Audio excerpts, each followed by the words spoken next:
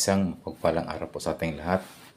Mula dyan sa Luzon, Visayas, and Mindanao, dyan sa Zamboanga, at dyan po sa labas po ng bansa sa Mexico. Muchas gracias, amigo.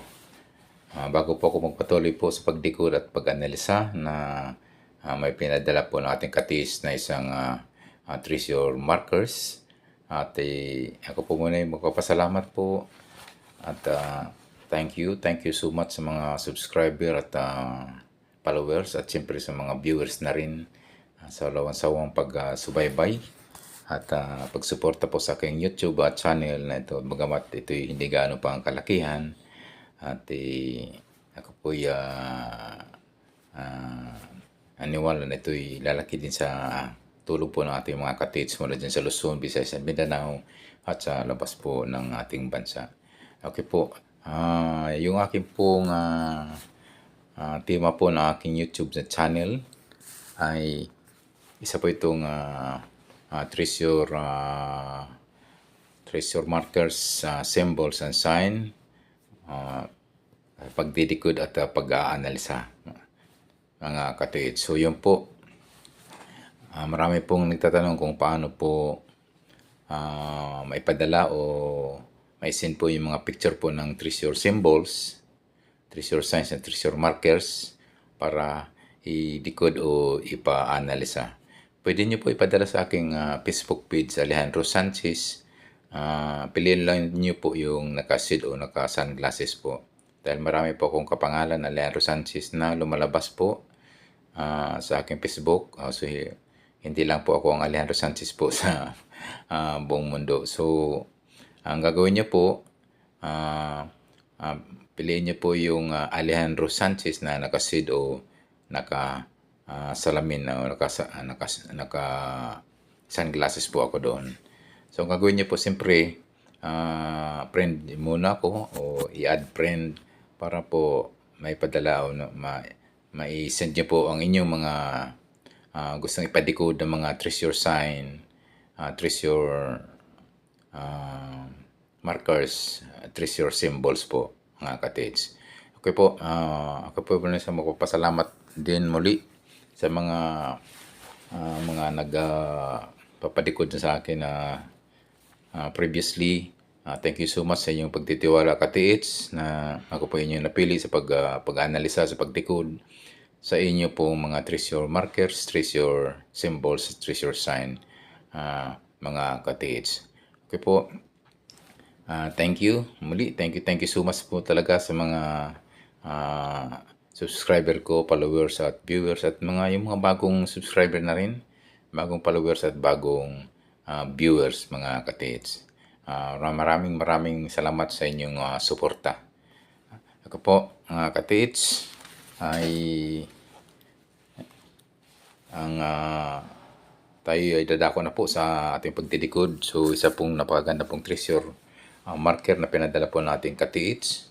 So isa pong spoke hole na ito'y may katabing isa pong maliit po na ito yung parang letter D mga katiits. So tingnan po natin kung ano po itong ibig sabihin mga katiits. So ito po kapag mga ganito pong may napapansin po yung ganitong treasure marker mga katiits. So ang inyong gagawin ng unang-una mga katiits ay i-check nyo yung ipaligid ng pinaka-treasure marker. So ito ay isang malapad na bato mga katiits. Ang aking natandaan po ay pag mga ganito pong klase pong mga spoke holes ng mga butas. So pwede pong may tinatawag po silang mga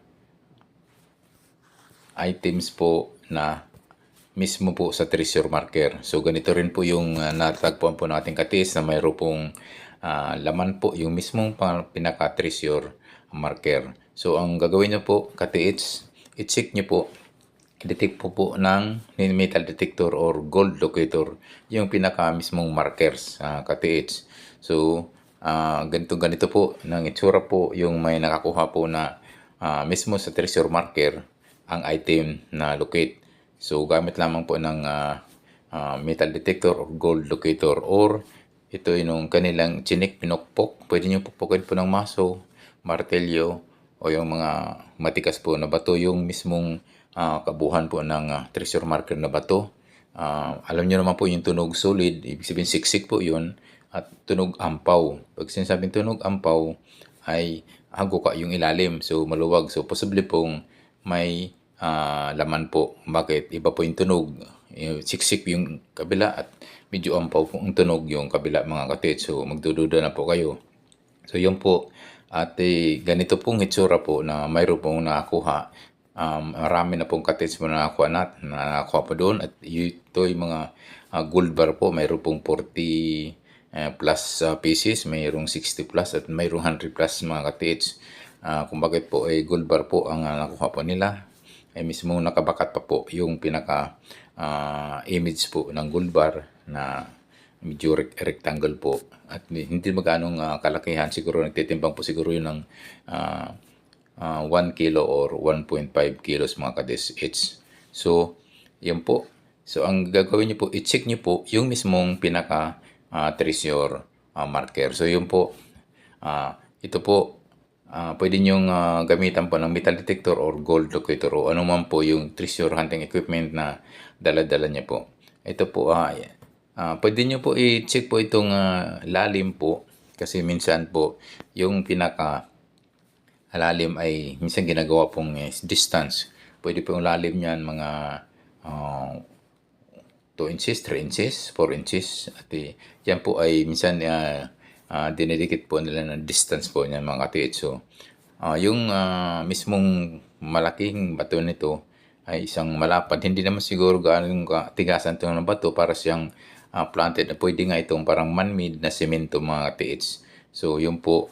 Ito po ay madalas po minsan na nakakaligtan po natin katiits na i-check po mismo yung pinaka treasure marker mga katiits. So, yun po.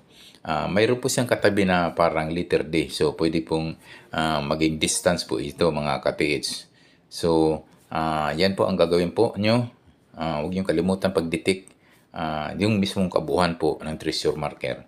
At sabi ko nga, minsan po, hindi lang madalas po ay mayroon pong nakakuha na mismo sa treasure marker po yung item mga katiits.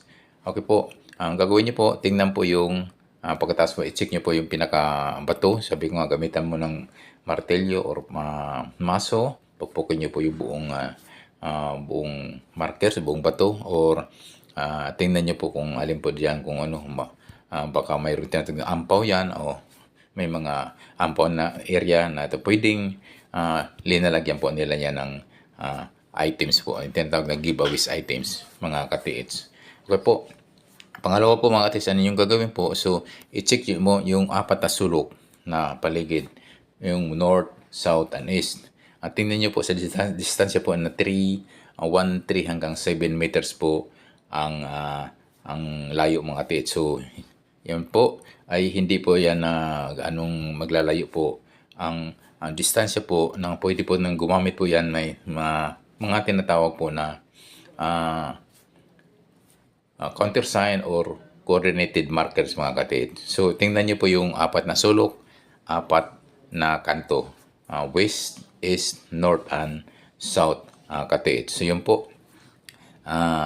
Yung north, south, west, and east, pwede po nila yan lagyan po ng tinatawag na countersign or coordinated markers katid. So, yan hindi lang po maglalayo yan ng 1, 3 hanggang 5 meters po ang distance. So, i-check nyo po dyan yung apat na sulok. Apat na sulok po, west, east, north, and south. Sa distansya po na 1, 3 hanggang 5 meters katid. So, yun po ang inyo pong titingnan po dahil nga madalas po ay ginagamitan po yan ng mga tinatawag na countersign o coordinated markers mga katid. So, ganyan po talino po yung mga hapon mga katid. So, ganito po.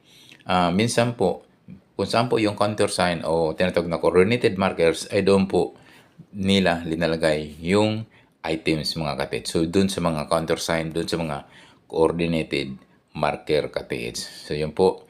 At i-check nyo po yung paikot.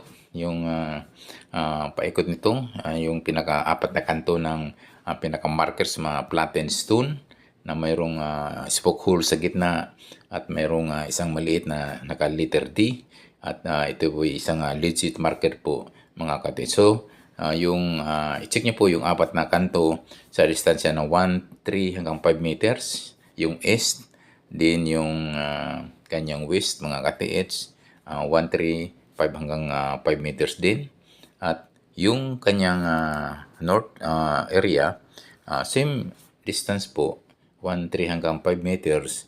At ganun din po yung kanyang opposite side po sa south, 1, 3 hanggang 5 meters kate-ets. So, yun po yung inyong titingnan po.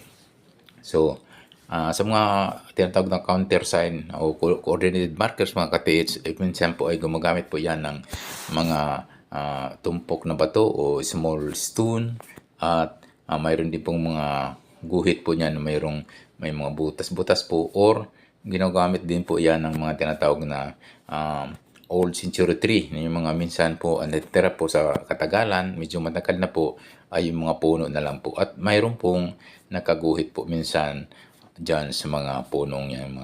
At yan po ay tinatawag po nila na countersign or coordinated markers kate-ets. Yun po. Sana po ay nasundan po ng ating kate-ets ang ating mga ginagawang pagdikod o pag-analisa, mga pointers po aruhid na pwede pong nagtutukoy po ng items na ito'y hindi gaano kalayuan sa kanyang pinaka-markers mga kate-ets. Or, nandyan po mismo sa markers po yung item. Yun nga sinasabi ko na huwag yung kalitan sa pag-detect o pag-check po mismo ng stone marker, yung pinaka-marker mga kate-ets. Okay po.